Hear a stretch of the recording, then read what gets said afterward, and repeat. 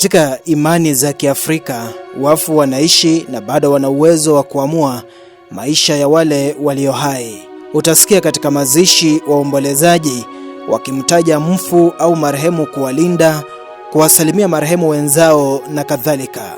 Hivyo Kiafrika inaaminika wafu wanaishi na huwa wanaona kila kitu kinachofanyika na walio hai.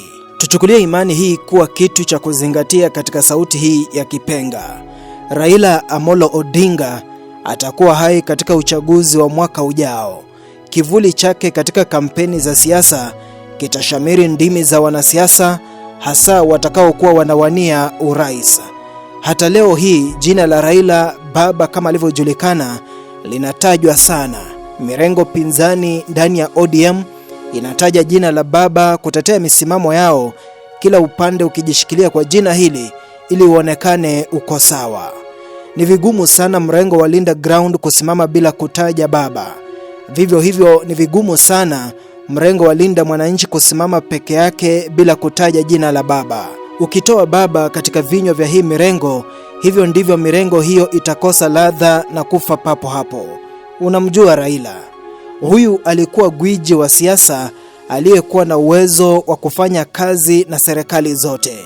Alikuwa akipinga akiunga mkono, ama tuseme alikuwa akiunga mkono akipinga. Raila alikuwa na engine mbili ambazo zote zilifanya kazi kwa wakati mmoja.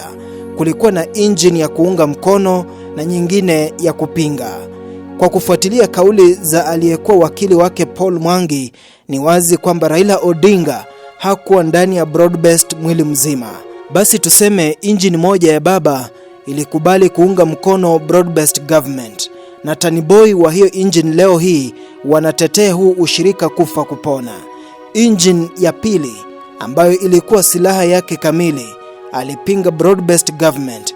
Ili engine hii ifanye kazi vilivyo, Raila aliwatenga Sifuna na Orengo kama mlango wa kutokea. Hakuamini urafiki wa kisiasa. Mpaka leo hii wanapinga peupe serikali hii ya broad-based. Naye Dennis Onyango ambaye alikuwa msemaji wake anaunga mkono kauli hii ya wakili Paul Mwangi. Na kwa sababu tunashuhudia mirengo hii ikishindana, kila mrengo ukijitetea kuwa unatetea maono na ndoto ya Baba, kivuli cha Raila kitatawala siasa za mwaka ujao. Huyo Raila tuliyemzika Kang'o ka Jaramogi Bondo katika kaunti ya Siaya ataonekana tena, atakuwa nasi tena. Mkono na kivuli chake vitakuwepo Agosti mwaka ujao. Tumepuliza kipenga. Mimi ni Nelson Songa.